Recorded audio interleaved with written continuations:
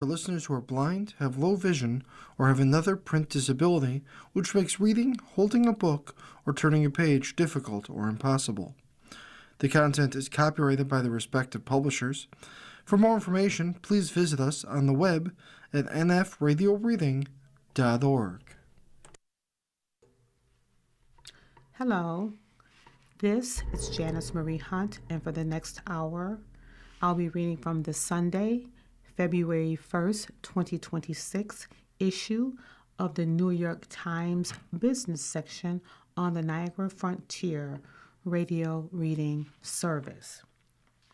Sundance says thanks and goodbye to its hometown.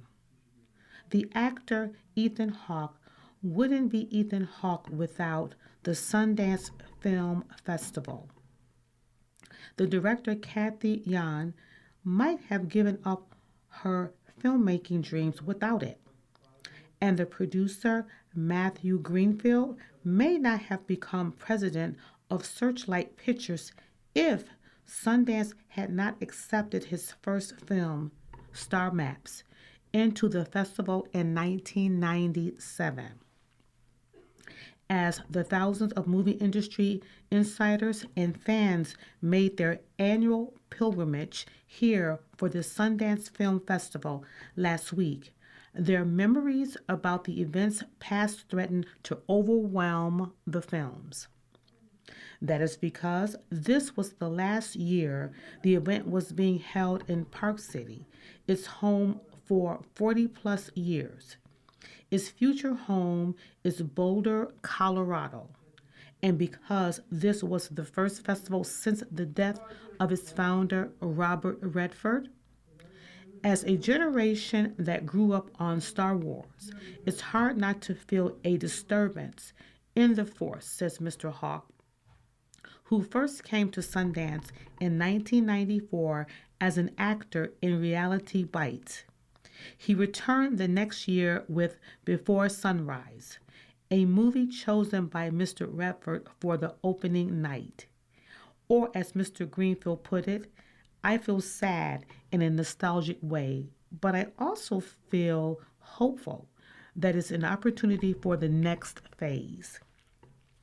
Mr. Redford founded Sundance in 1985 as a place to showcase new voices and quickly became the top festival for independent film, along with the Sundance Institute, which started in 1981, sponsoring a host of programs to develop new filmmakers.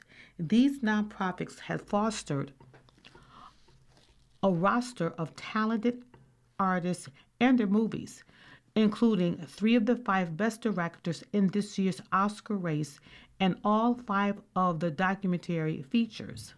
Along the way, the festival has weathered the highs and lows of the business. The festival was central to Miramax first commercializing indie films when the company acquired Steven Soderbergh's company Sex, Lies, and Videotape in 1989. Later came the advent of all-night bidding wars for movies like Reservoir Dogs, Napoleon Dynamite, and Little Miss Sunshine, which set a Sundance record in 2006 when Fox Searchlight bought the film for $10.5 million. The festival has also survived becoming a media circus at times, such as when Paris Hilton and Britney Spears created more attention on Main Street than the movies playing in theaters. Sundance is weird, Ms. Spears said in 2003. The movies are weird. You actually have to think about them when you watch them. And it overcame the financial crisis when funding became scarce and the pandemic when the event was shuttered for 2 years. Along the way, Park City changed too. The town became a bigger draw for skiers after it helped host the Winter Olympics in 2002, and it changed again during the pandemic when many people moved to the snowy mountain town to escape big city living. And eventually, the festival outgrew it. The festival has ridden these ebbs and flows of the industry and either expanded to account for that or had to contract a little bit to respond to that, says Eugene Hernandez, who was named the director of the festival in 2022. There's still a really great artistic community here, Mr. Hernandez added, but there's been a transformation of the city, and you observe it when you're sitting in traffic or seeing the capacity challenges a big event brings to a place like this. Still, the Sundance Film Festival has remained steady in its goals of championing new voices and being a place of discovery. This year, like most 60% of its programming showcased first or second time directors. They've stayed remarkably true to their mission, said John Sloss, a lawyer turned sales agent who has played a major role in turning the festival into a marketplace for buying and selling independent films, much to Mr. Redford's annoyance. Clearly, he was wrong, Mr. Sloss said with a wink. The market brought the press, it brought the buyers. We're a commercial art form. Indeed, much of what is heralded out of each year's festival is the quality of the sales. A big year with lots of buyers and lots of dollar sign means the business is healthy. New talent is crowned, impossible dreams come true. When it's the opposite, Sundance is considered the canary in the gold mine, the harbinger of doom for a business that is constantly in state of flux. This year, the sales market was slow as buyers debated what films would get moviegoers into theaters. The queer horror film Leviticus sold to Neon for $5 million in a bidding war for The Invite, directed by and starring Olivia Wilde, pit most of the indie distributors against one another. It ended up selling to A24 for $12 million. Other films like Beth D'Aranjo's heroine drama Josephine starring Channing Tatum and Wicker featuring Olivia Colman and Alexander Skarsgård were also likely to get picked up. According to Mr. Sloss, the documentary side of the business, while still challenged, has been an easier sell post pandemic, thanks to the streaming services. If the subject is commercial enough, like Summer of Soul or Superman, the Christopher Reeve story, a large sale is still possible. He sold both films to streamers for $15 million each. This year, he expected The Last First Winter K2 about a tragic mountaineer expedition to sell. Platforms understand the commercial value of documentaries. Platforms really do not understand the commercial value of scripted films, he said. They don't know how to market them. What's Netflix going to do to announce a new voice that's going to get people to watch? It's an inherent flaw in the system.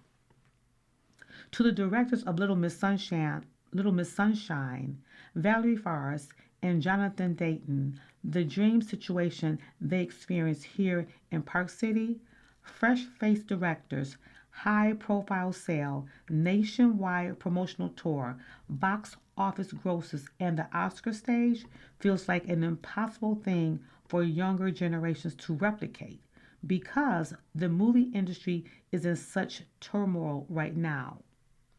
I feel badly for our kids because they witnessed this storybook, said Miss Faris, who has children now getting into filmmaking.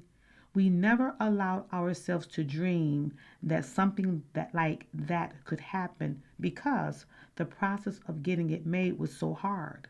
But now they've seen that and they think it's a real possibility. Still, the dream lives on for many. Miss Yang returned to Sundance this year for her second indie feature. The Gallerist, a send-up of the art world starring Natalie Portman and Jenna Ortega.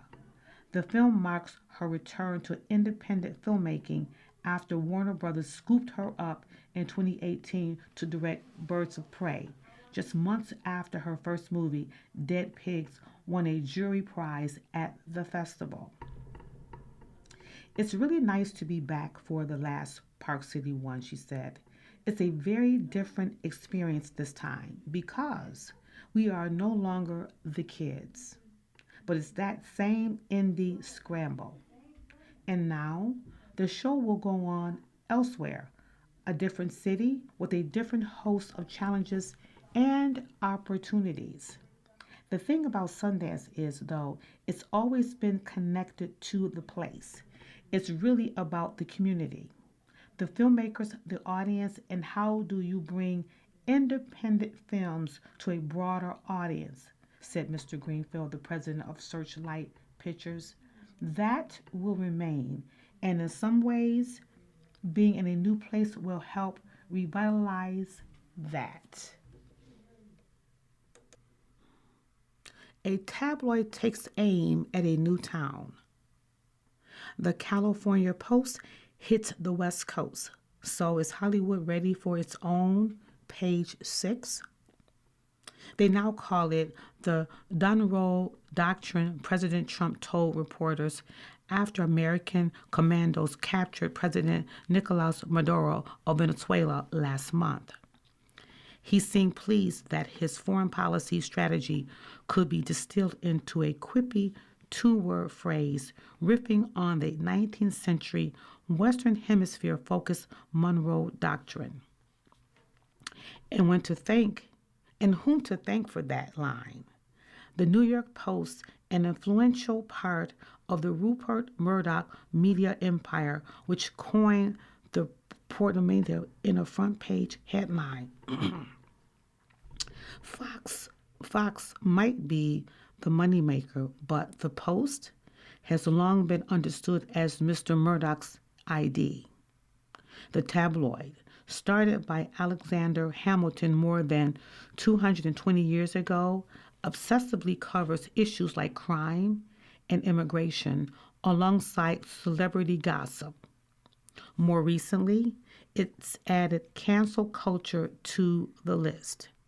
In other words, the paper's preoccupations also look a whole lot like Mr. Trump's, with the republicanism that is suspicious of urban centers and sees woke overreach on the political left.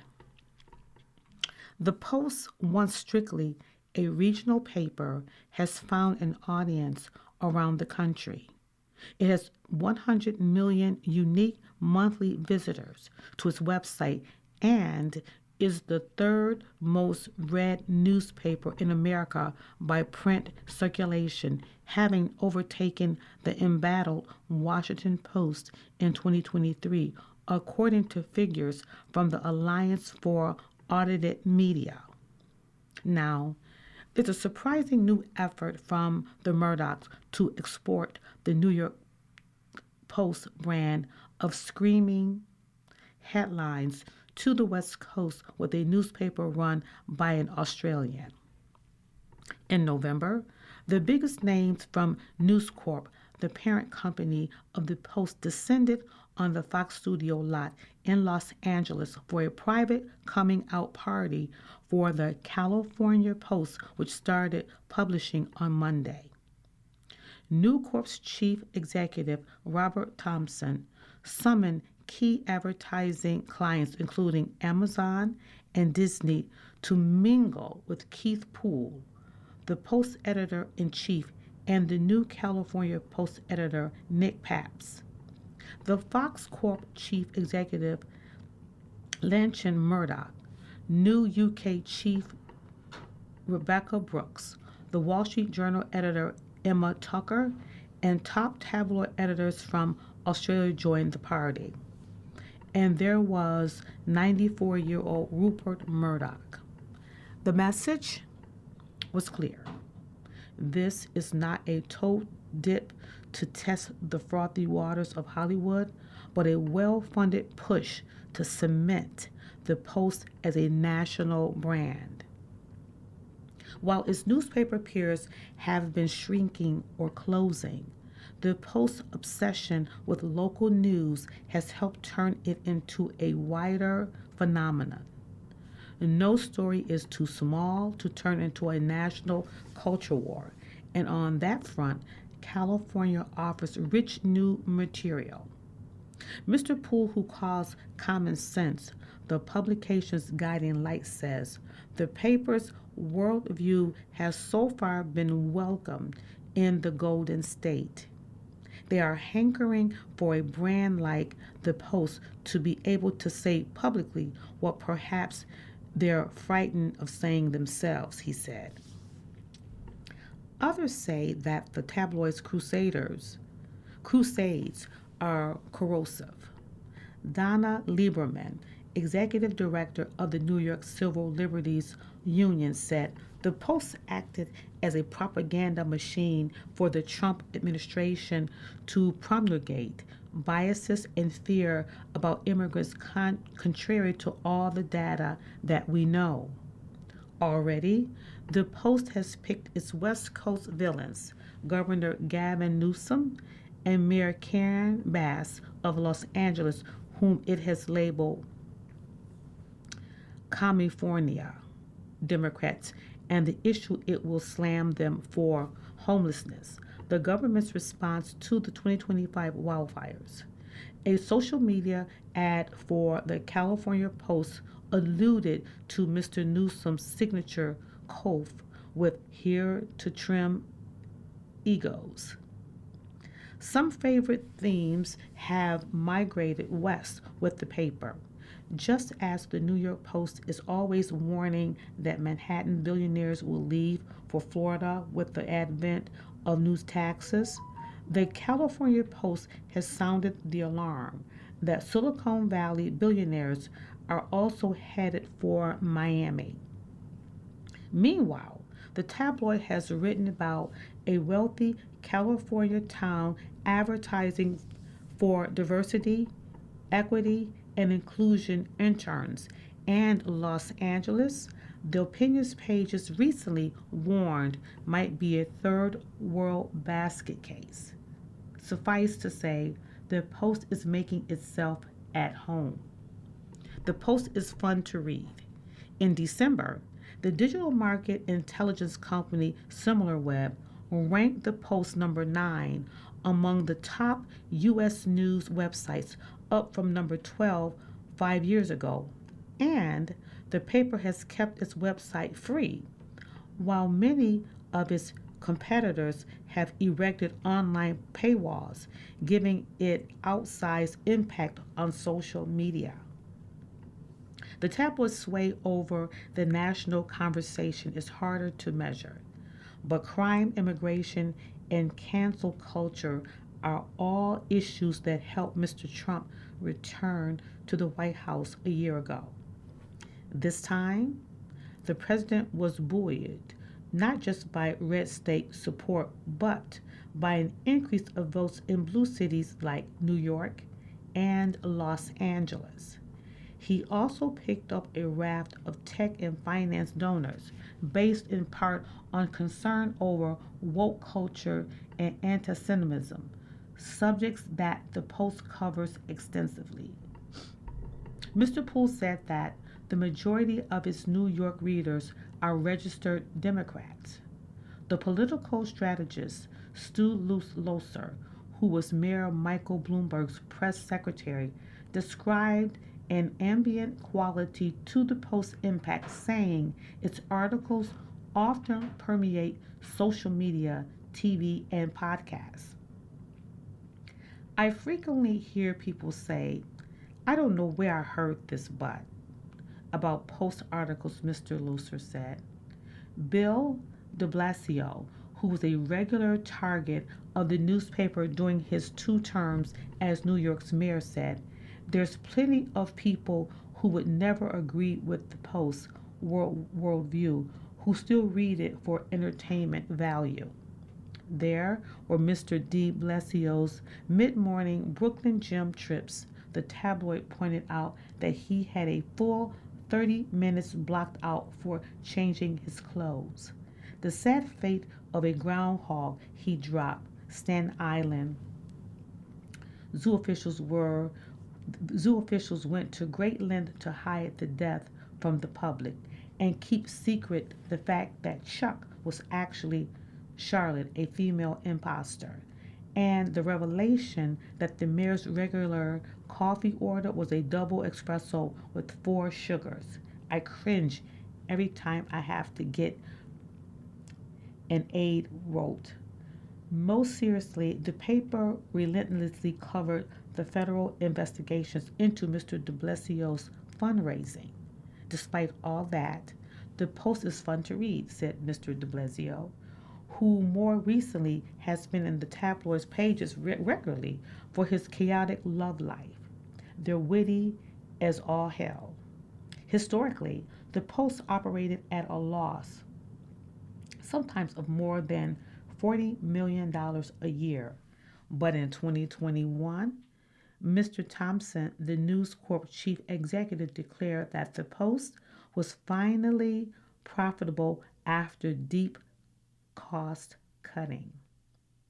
Sean Giancola, the Post chief executive and publisher, said the Post remained profitable and now makes the bulk of its revenue from digital advertising, a difficult financial model for most news sites, though he declined to provide any financial figures. When Mr. Giancola started the job in 2019, his mandate was to make the Post less reliant on print revenue.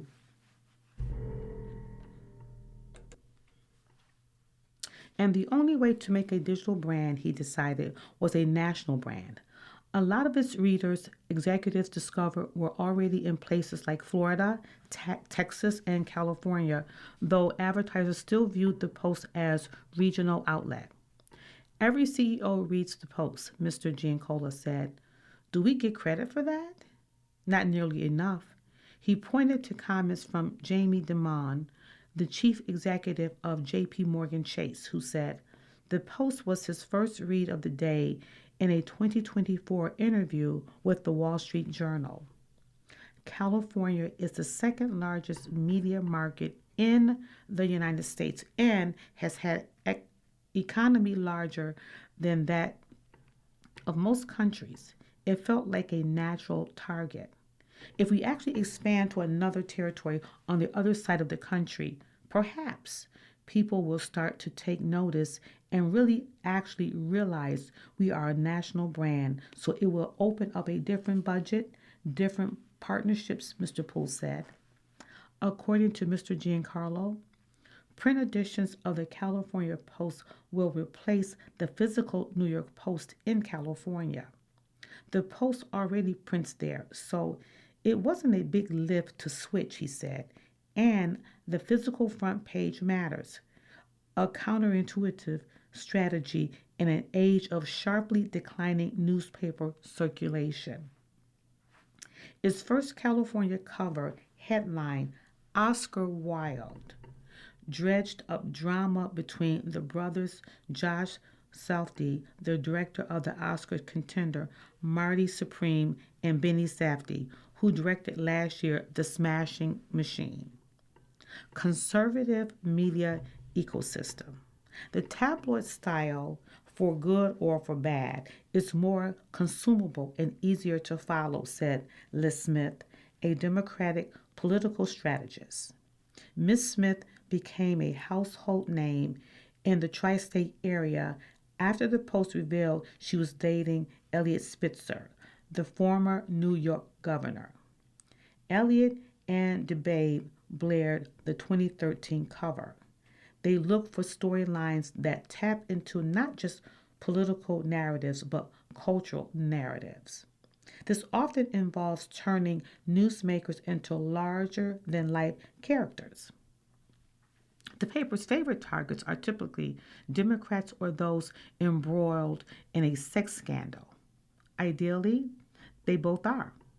like Mr. Spitzer, or perhaps the Post's most perfect subject, the infamous sexter and former Democratic Congressman Anthony Weiner, who inspired the memorable headline, Stroking Gun. Mr. Trump has made no secret that the Post, which has been covering him since the 1980s, is his first read of the day and has framed a 2023 New York Post front page that features his glaring police mug shot hanging just outside the Oval Office. The president has dined with Mr. Poole, the Post editor-in-chief, alongside Rupert Murdoch and other News Corp executives in recent months, and singled out Mr. Poole by name in a post on his social media network, Truth Social. Mr. Trump said the very successful editor-in-chief should take over the highly inaccurate China-centric Wall Street Journal. Of his relationship with Mr. Trump, Mr. Poole was coy, allowing only that they talk now and then. The Post has considerable influence in New York politics, though its critical coverage of Zoran Mamdani didn't stop him from being elected New York City mayor. The opinion pages echoed Mr. Trump's rhetoric describing him as a communist lunatic during the mayoral race, and the editorial board accused Mr. Mamdani of anti-Semitism, criticism that Mr. Mamdani denied, but that became national talking points for Republicans and for the campaign of his main competitor, Andrew Cuomo, who had been elected governor of New York as a Democrat but ran last year as an independent. The front page after Mamdani's election victory, with the headline, The Red Apple, and a mocked up photo of Mr. Mamdani holding a hammer and a sickle, instantly became a collector's item for his supporters and sold out across newsstands. The Post, sensing a business opportunity, now sells the metal plate version of the front page on its online store for $75 and a red apple mug for $16. Andrew Epstein, a close aide to Mr. Mamdani, said the new mayor found the red apple front page hilarious. I think there's an appreciation for the camp of it, Mr. Epstein said. But Mr. Epstein also accused the Post of tapping into Islamic phobia in much of its coverage of Mr. Mamdani, who is Muslim. Stoking division and suspicion in our city, he said, has always been one of their tactics, and I think it became particularly ugly in the closing months of the general election. Post reporting is a key nod in the conservative media ecosystem and is frequently picked up by Fox News. The tabloid was extremely critical of New York City's handling of an influx of migrants and asylum seekers in the past few years. A September article in the Post credited police sources with estimating that up to 75% of those arrested in Midtown were migrants, though the officers did not ask their immigration status. The report was soon amplified by Fox News. Likewise, Fox boosted reports in the Post that Trin Diago, a Venezuelan gang, was using New York's migrant crisis to grow in the city. The network aired a Fox Nation special on the topic called Blood in America, the Trin Diago invasion. The notion of chaotic democratic cities is the argument that the Post is making. The lead purveyors in it, Mr. Loser, said, using California to go national. Both the print and online versions of the California Post will feature locally reported news as well as content from the New York Post, which publishes some 300 stories a day. Mr. Papps, a veteran News Corp editor, has relocated from Melbourne, Australia to Los Angeles to run the California Post, reporting to Mr. Poole in New York. The paper has already hired more than 80 newsroom staff members, according to a Post spokeswoman. Mr. Papps said that the publication, though based in Los Angeles, would also have reporters in places like Sacramento, San Diego, and San Francisco. He said he saw an enormous opportunity to play a role in the big debates and to advocate for change where he see the need for change. The New York Post Page 6 editor Ian Moore has moved across the country to start Page 6 Hollywood, and the outlet has poached journalists from Variety, The Hollywood Reporter, the San Francisco Standard, and the Minnesota Star Tribune. Mr. Moore said Page 6 Hollywood would operate as a 5-day-a-week newsletter that covered the entertainment business and media world, as well as some of the sociology of the business in LA. A little more David Soft and less Lindsay Lohan, he said. As for who will become a Page 6 Hollywood character, we've identified some people, Mr. Moore said, that have a lot of money and now have a tremendous amount of influence but have been pretty under the radar. Joel Pollack, who spent nearly 15 years at Breitbart, the right-wing news site, is the opinion editor. Mr. Pollack, whose ex-bio labels him as a conservative, pro-Israel writer, said in an interview that his motivation for taking the role was revenge. As the wildfires whipped through Los Angeles last year, Mr. Pollack watched the destruction of most of his neighborhood's houses in his Pacific neighborhood. His home survived. I feel like there is a cascade of government failures in so many ways, he said.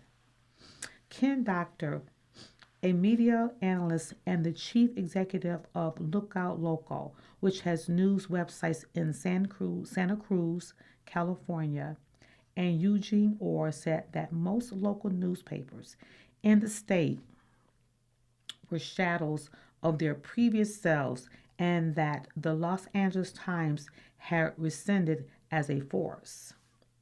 If you have the deep pockets of News Corp and you have the ego of News Corp, you say, okay, we can have a presence there, Mr. Doctor said. But he cautioned, California, with a population of about 40 million people, has vastly different cultures in different regions, making statewide publications tricky. Mario Garza, a former Los Angeles Times editorial editor who recently co-founded the Golden State Report on Substack, says the California Post was entering at a key moment in state politics. If you wanted to be a relevant, powerful, influential, conservative voice in California, this would be the time, she said. California is also at the epicenter of a bunch of the storylines that matter both locally and nationally, including AI and politics, and arguably they haven't been covered to the extent that they should be, said Kevin Delaney, the editor-in-chief of the San Francisco Standard, a local news organization co-founded in 2021 by the venture capitalist Michael Moritz. But Mr. Delaney said that what he thought was needed to combat a weakened media across California was strong native West Coast news organizations that are independent and can speak as part of the national conversation about the issues. The New York Post is an East Coast publication that aspires to have a West Coast presence, he said. You are listening to a reading of articles and features from the New York Times business section on the Niagara Frontier radio reading service. $7 billion, the record-setting revenue at Goodwill stores last year. Americans seeking deals or just cool pre-loved clothes are spending at Goodwill. The nonprofit organization surpassed $7 billion in revenue in 2025, a record Goodwill industry said. We are pretty steady in almost any economic situation. Stephen C. Preston, Goodwill's chief executive, said in a New York Times article by Kim Bashan and Sophia June. But when things are tight, we're probably more likely to get that foot traffic. Goodwill uses donations and earning from its 3,400 stores to fund education, job training, and community programs. It collects some 6 billion pounds of goods every year. At the moment, Goodwill is appealing to consumers feeling squeezed by inflation, tariffs, an uncertain job market, and general economic anxiety. It is also appealing to Gen Z and millennial shoppers embracing secondhand fashion for the low prices, sustainability, and the unique styles. As Steph Tosick, 20, a student at the Fashion Institute of Technology in Manhattan, told The Times, it's cheaper and it's good for the planet in terms of not over-consuming. Other used goods retailers are seeing a boost. Savers Value Village, a chain with about 300 locations, said net sales increased nearly 16% in its most recent quarter. And ThredUp, an online consignment shop, said its revenue rose 34% last quarter. Goodwill's annual sales are up nearly 50% from 2019, and it anticipates more growth in the years to come. The organization says its plans to add up to 100 stores across North America this year. Other small things. You drive to work, you go to school, you flush the toilet, you drink water, you're likely going to use something that's been touched by municipal securities. I don't think it's good to keep your employees as hostages. Now it's just like any other airline. So far this year, stocks were up, mortgages rates were up, and jobless claims were down. Safe investments may be riskier than you think. Even if you have been doing everything right and diversifying your investments as the textbook suggests, you may be taking greater risks than you realize. What's happened is that a handful of companies like Microsoft, Alphabet, NVIDIA, and Apple have been driving stock returns. They and a handful of other tech giants, including Amazon, Broadcom, Meta, and Tesla, have become so valuable that their shares dwarf the rest of the market. That's well known and even applauded because these gargantuan stocks, many of them spurred by investor enthusiasm for artificial intelligence, account for an outsized portion of the wealth that many people have gained in the market over the past 3 years. But there's a downside that isn't as well understood.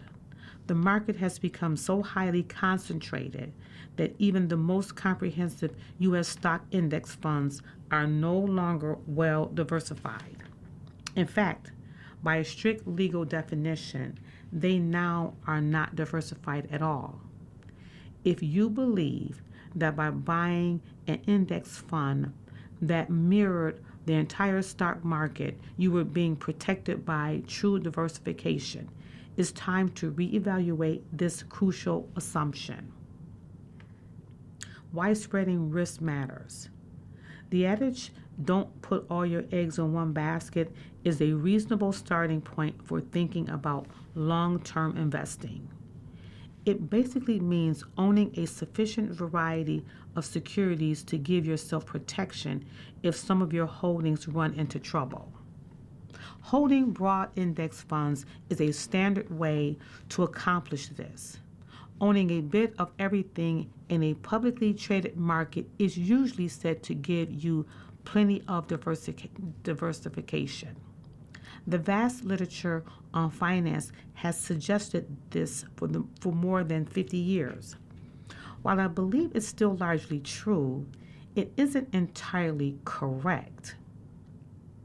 The situation has changed for the first time since the advent of widely available index funds in the 1970s. Simply by trading the stock market, S&P 500 index funds contain several stocks that each account for more than 5% of the index, with Nvidia itself making up 7.8% of the market on December 31st, 2025, according to final data from Howard Silverback, senior index analyst for S&P Dow Jones Index, who retired earlier this month. Apple accounted for 6.9% of the index, Microsoft for 6.2%, and Alphabet, the holding company for Google, made up more than 5.6% of the index.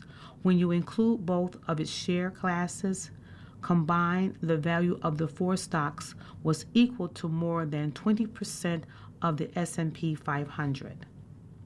I was aware of these numbers but didn't connect them directly to the issue of portfolio diversification. A reader brought this problem to my immediate attention recently.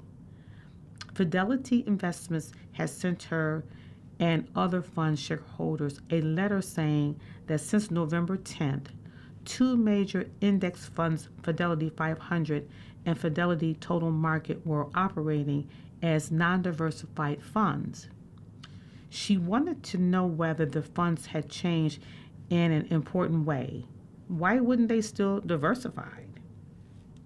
When I looked into it, I found that the funds themselves haven't shifted their approach one iota. In an email statement, Fidelity said the benchmark of those funds remain the same. They are still carefully tracking the stock market as they have since their inception. Instead, what has changed is the U.S. stock market itself.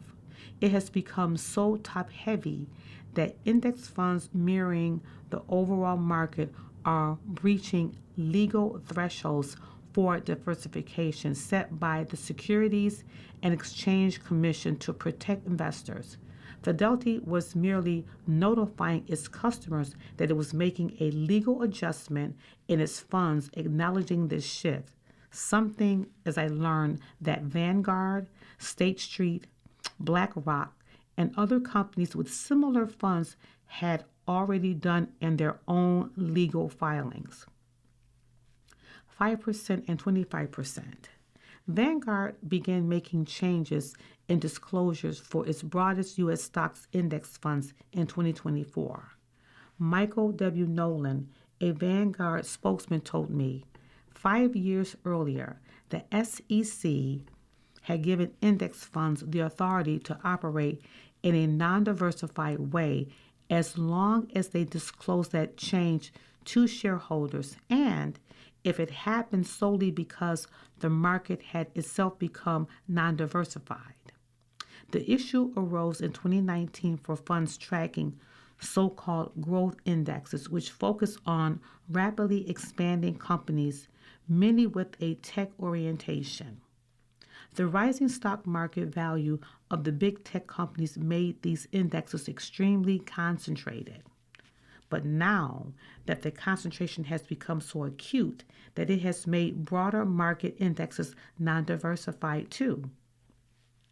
As Vanguard puts it in the prospectus of its Vanguard 500 stock index fund, investors now need to be aware of non-diversification risk. Because the fund seeks to track the composition of the fund's target index, the prospectus says from time to time, more than 25% of the fund's total assets may be invested in issues representing more than 5% of the fund's total assets due to an index rebalance or market movement, which would result in the fund being non-diversified under the Investment Company Act of 1940. There is a danger when a fund becomes that concentrated, Vanguard warned. The fund's performance may be hurt disproportionately by the poor performance of relatively few stocks or even a single stock, and the fund shares may experience significant fluctuations in value, the prospectus said. In other words, if the biggest trees fall, everyone will feel the forest shake. I like that. This isn't merely a problem for investors in S&P 500 funds, which is limited to the biggest stocks in the market. The issue goes far beyond that. The entire U.S. stock market is now non-diversified using the classic definition. This is true whether you see the Dow Jones U.S. total stock market to define the stock market, which is what Fidelity does with this Fidelity Total Stock Market Index Fund, or whether you measure the market with the CRSP U.S. Total Market Index, as Vanguard does for its Vanguard Total Stock Market Index Fund. The stock market itself may fix the non-diversification dilemma. The market will become diversified again if the biggest stocks decline more rapidly in value than the smaller stocks. But if you're holding broad, no longer diversified funds when the market corrects itself, you will be hurt. Protect yourself. So what does this mean for ordinary people? Simply put, for investors, I think it's inescapable that at least this respect, the overall U.S. stock market isn't as safe as it has been for more than 50 years. Note that I'm talking here only about market concentration, much of it caused by the tech boom linked to AI, other bigger headline issues facing the nation and the world are affecting the markets too. These include the civil unrest in Minnesota set off by violent immigration crackdowns, the Trump administration's pressure on the Federal Reserve, its use of tariffs to punish erstwhile friends, its threat to seize Greenland, and its capture of the former president of Venezuela. I'll come back to the market implications of such issues in future columns. Market concentration has never reached this extreme level in my adult life, but it was commonplace until 1967, according to an analyst by the Vanguard Investment Advisory Research Center using historical data from the Center for Research in Security Prices. The study went back to 1925, and at the start of every year from 1925 through 1967, the five biggest stocks companies like AT&T, U.S. Steel, General Motors, and Standard Oil of New Jersey accounted for at least 25% of the value of the entire U.S. stock market. I wouldn't want to return to the worst aspects of that long era, which included the Great Depression. Stock returns were volatile. But because the U.S. market has produced great returns over the long run, including in many, if not all, of those top-heavy decades, I believe it's still wise to invest in stocks and to use cheap, broad, low-cost index funds. Bad times will return to the stock market. However, as they periodically do, for reducing risk, it's always been wise to also hold cash and bonds, and to make sure that both your stock and bond investments include broad international allocations as well. Now, given the concentration in the U.S. market, it's even more prudent to do so. The risk of big tech, the risk, the rise, I'm sorry, the rise of big tech stocks has been a wealth building marvel which may continue for years.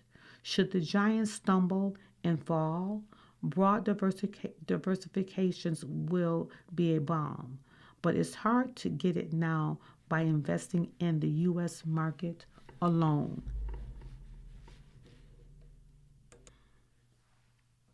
AI washing. A company might lay people off for any number of reasons. It didn't meet financial targets, it overhired, it was rocked by tariffs, or the loss of a big client. But lately, many companies are highlighting a new factor: artificial intelligence. Executives saying they anticipate huge changes from the technology are making cuts now. AI was cited in the announcements of more than 50,000 layoffs in 2025, according to Challenger Gray and Christmas, a research firm. Amazon said on Wednesday that it was cutting 16,000 corporate jobs in addition to the 14,000 it announced in the fall. In a June blog post, Andrew Jassy, the chief executive, said, as we roll out more generative AI and agents, it should change the way our work is done, adding that in the next few years, we expect that this will reduce our total corporate workforce. He later walked back the connection between layoffs and AI, and the company has since said the reason for most of the cuts was reducing bureaucracy. Most analysts, however, believe Amazon is cutting jobs to clear money for AI investments such as data centers. Pinterest said last month that it would cut about 15% of its workforce, partly because it would be reallocating resources to AI focused roles. And Hewlett Packard's chief executive Enric Loris said on a November investor call, we see a significant opportunity to embed AI into HP, which would lead to as many as 6,000 job cuts in the coming years. Investors may applaud such preemptive moves, but some skeptics, including media outlets, suggest that corporations are disingenuously blaming AI for layoffs or AI washing. As the market research Forrester put it in a January report, many companies announcing AI-related layoffs do not have mature, vetted AI applications ready to fill those roles, highlighting a trend of AI washing, attributing financially motivated cuts to future AI implementation. The term echoes popular descriptors of misleading marketing practices such as greenwashing and ethics washing. It started bubbling up a few years ago, mostly to call out companies that claimed to be using AI when they weren't. But lately, it has been used more broadly to gesture at companies emphasizing AI to explain things like layoffs when the picture may be more complex. Companies are saying that we're anticipating that we're going to introduce AI that will take over these jobs, said Peter Capelli, a professor at the Wharton School. But it hasn't happened yet, so that's one reason to be skeptical. This type of anticipatory layoff, said Molly Kinder, a senior research fellow at the Brookings Institution who studies AI and work allows executives to signal to the market, I'm cutting edge, I've adopted AI, and I figured out savings. It's a very investor friendly message, she said, much more so than the business is ailing. Of course, AI may well end up transforming the job market in tech and beyond. But a recent study Ms. Kinder worked on for the Yale Budget Lab found that artificial intelligence has not yet meaningfully shifted the overall market. Tech firms have cut more than 700,000 employees globally since 2022, according to Layoffs, FYI, which tracks industry job losses. But much of that was a correction for overhiring during the pandemic. The app for every today. The New York Times. Download the New York Times app today. Track what we learned in Caitlin Clark's WNBA debut. Listen. Modern Love Today, First Love Mixtape, Side B. Read. The World That Awaits the Next President. Follow. Solar farms have a superpower beyond clean energy. Cook. Easy Baked French Toast by the New York Times. Again, the app for every day, the New York Times. Download the New York Times app.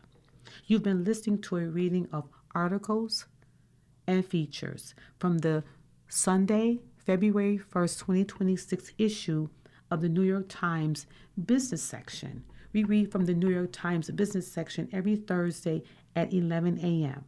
Your reader has been Janice Marie Hunt. Thank you for listening. Coming up next in the Niagara Frontier Radio Reading Service, we have the USA Today. Following that, at 2 o'clock, we have episode number 26 of Mark Twain by Ron Chernow. Stay with us for these readings and more.